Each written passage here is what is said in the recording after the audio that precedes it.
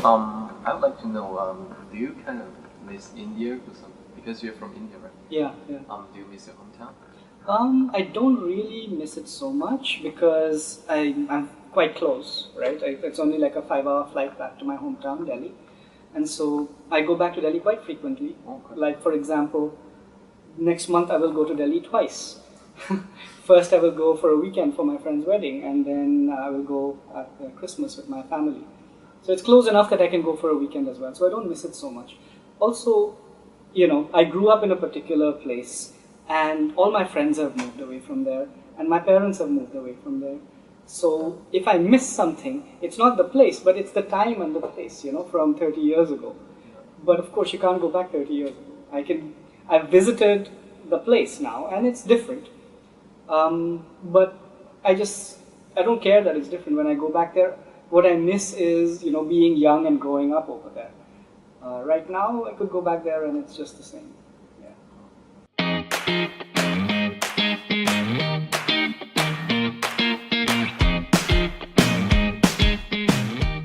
So how would you compare Hong Kong with your hometown? Oh, completely different. Like, Absolutely different. Where do I start? In Hong Kong, everything works. In Delhi, pretty much nothing works. I think that's the first and most important thing. Hong Kong is extremely beautiful. We have such natural beauty here on this campus. Delhi, you might be reading the news these days. The pollution is so high that the PM 2.5 meters cannot take the reading. That's how high the pollution is. The traffic is really bad. So there's all sorts of differences between Hong Kong and Delhi. In terms of quality of life, I think Hong Kong is much better. But, there are some things that Delhi has that Hong Kong doesn't have. So, I think Hong Kong, I feel, for a big city, does not have as much culture as you would expect from a big city. Yeah. You have an arts festival in February, in March, and you have Clock and Flap in November. And apart from that, we're just sitting and waiting, and maybe, Madonna decides to come and perform in Macau. That's about it, right? Seems to me you have to be at least 65 years old to come to Hong Kong to do a concert. Whereas I don't see like an independent scene, young people, art, film, music. It's much, much lower than what I would expect from such a major city in the world. So, yeah.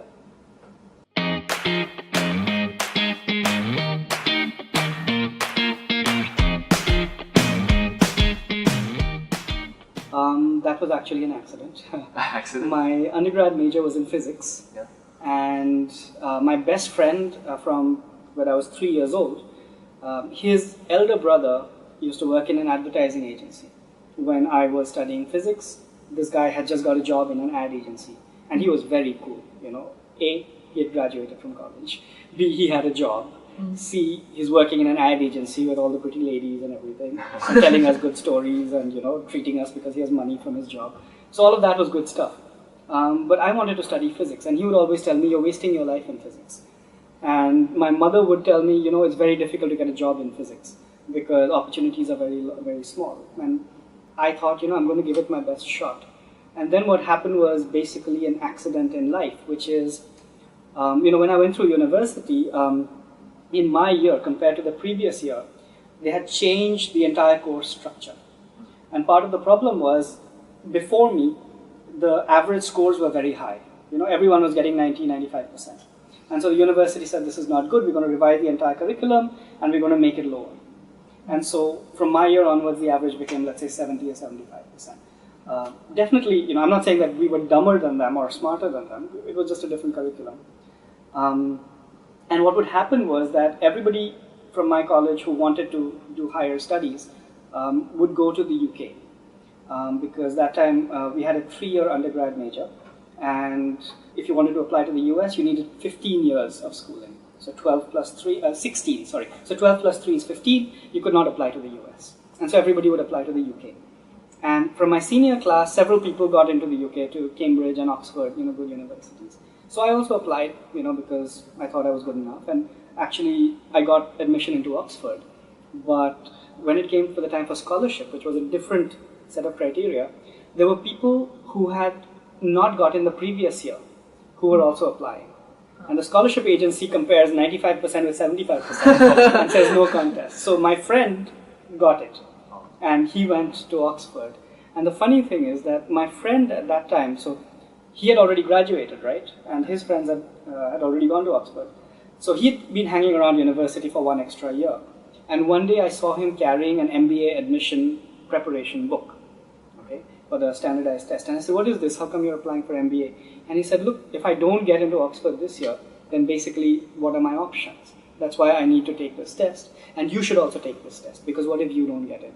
So I said, okay, I'll take the test. I asked my parents, can you give me money to pay for this MBA test? And they said, you want to do an MBA test? I'm like, yeah, why not? You know, my friend told me. They're like, sure, here's $200, some small amount for the test. So I took the money, I gave them, the test. And it turns out that my friend who was studying for the MBA, because he had 95%, he went to Oxford. And I wanted to go to Oxford, but I got into the MBA. And then my mother said, you know what, life is showing you something here.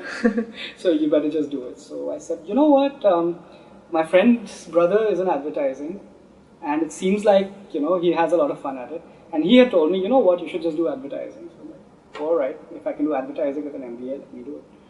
And so I just walked in to do advertising.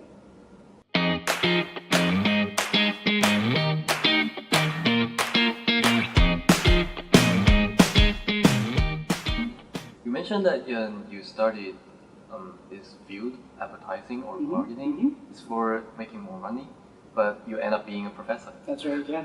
But most people trying to earn money will not become professors. So absolutely right.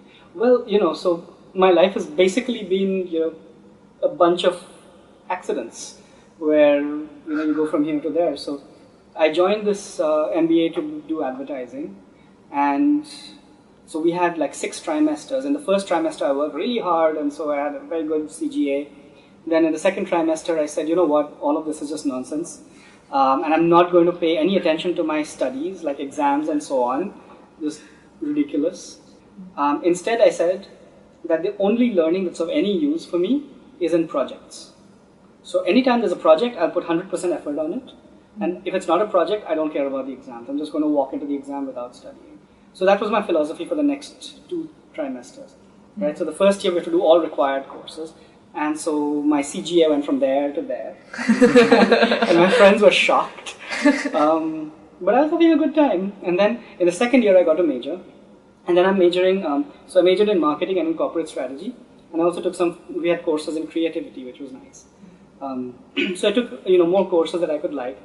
And the courses I liked all had projects in them pretty much. So, these went hand in hand. And so then my CGA started going up again. And one of the courses that I did had a project which involved like a real project with an agency, with a company. And we had done this project with an advertising agency. And turns out all my other group mates wanted to major in finance or strategy, right? And I was the only one who wanted to do marketing. And so the ad agency guy, he told me that he would make me an offer, so a job offer after graduation. So that is great. And so I was wondering, should I take it or not? But my friend said, you know what, this is just one offer. You should, enter the placements process and see if you can get another job. So then I got sometimes you get carried away with your friends and, everyone's doing this, therefore I should also do it. And so I did that also, and I sent my CVs to all these other companies like consulting and, general marketing companies. And I decided that there was one particular company that makes home appliances that I really wanted to work in for whatever reason. And I had an interview with those people, and I realize now that I shared not any of their values. Like the stuff that I said that I thought they should like, they thought this was ridiculous.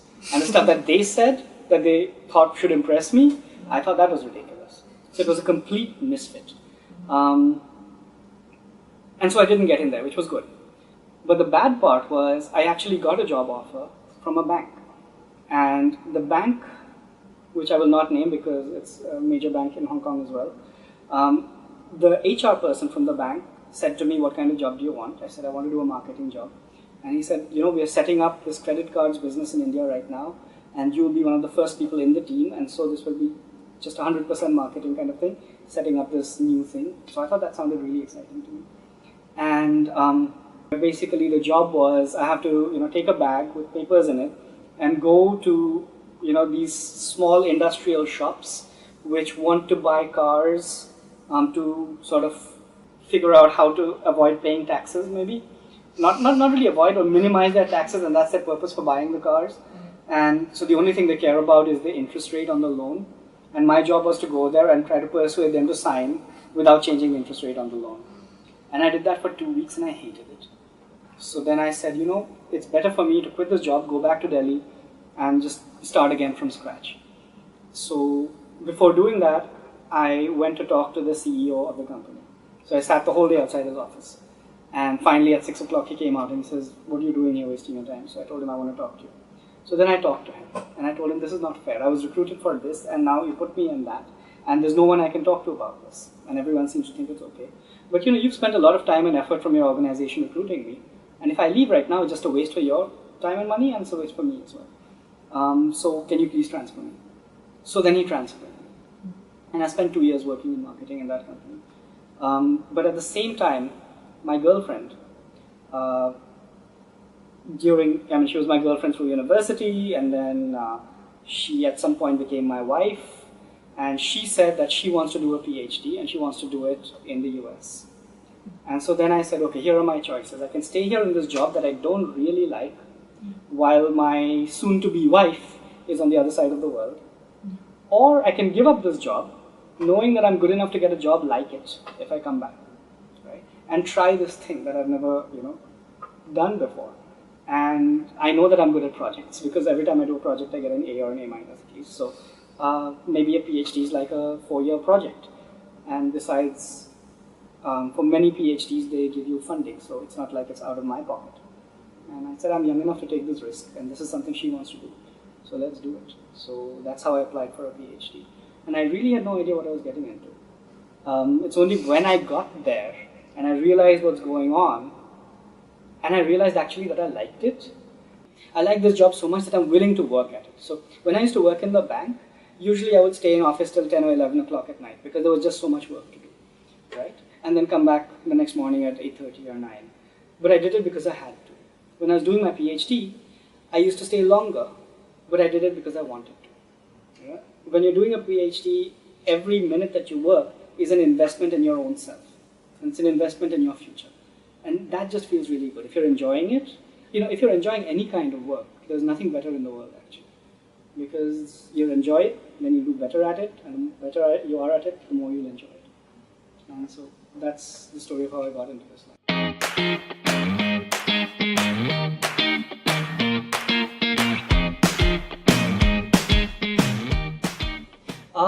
I would like to think that our curriculum is not nonsense, because now I'm in charge of this curriculum as the associate dean.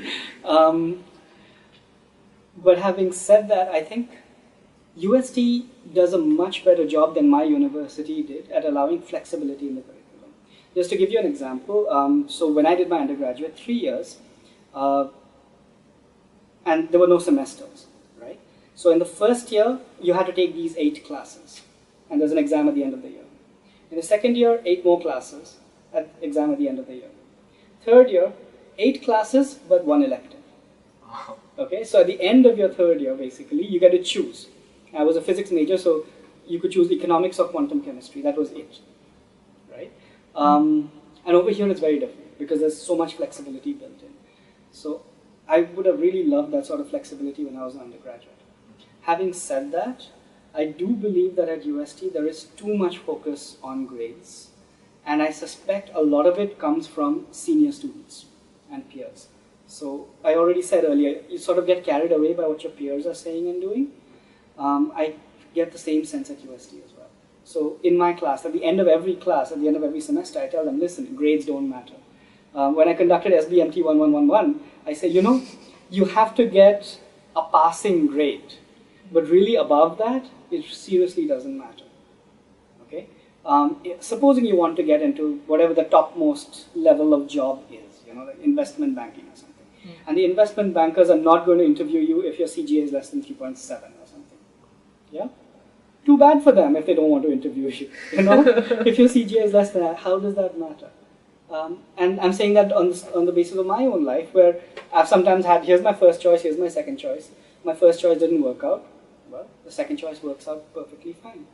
And so I really do think that UST students should take this to heart, that you should try hard at whatever you're doing.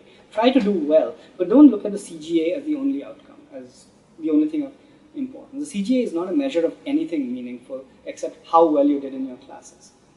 And so, since I'm talking about this, I might as well say, how well you did in your classes does not really affect anything meaningful afterwards. Sure, it'll affect, if your CGA is below a certain amount and somebody else's is higher, and you're both competing for the same, position in graduate school, like happened to me, but there's another graduate school that you can go to, like happened with me. And actually the guy who went to Oxford did not do very well over there. I mean, he passed, but then he just got into a software industry. Like half the Indian people go to software industry, right? Whereas I did not get into Oxford, but I think I've done perfectly fine. So just because I didn't get into what was my first choice, I think has actually benefited me in the long run. Just from the way I'm seeing how well off I am now, is it possible I would have been better off in another universe? Maybe, but probably not, right? So that's one part of it. And the second part of it is, even if the CGA sort of stops you from getting into something, I think UST students need to realize that it doesn't matter. It doesn't matter. The guy with the high CGA who majored in, let's say, accounting, joins a big 4 accounting firm. What's going to happen over there? 20 months of training, right? What is 20 months? It's 2 years of training. Basically, they're telling you, we need to train you in accounting, right? Despite the fact that you got 3.7 majoring in accounting. So the CGA doesn't matter, right? And there are ways to get into accounting firms if you're above the threshold, right? You don't even need to be an accounting major to get into accounting firms, actually. Yeah. Okay.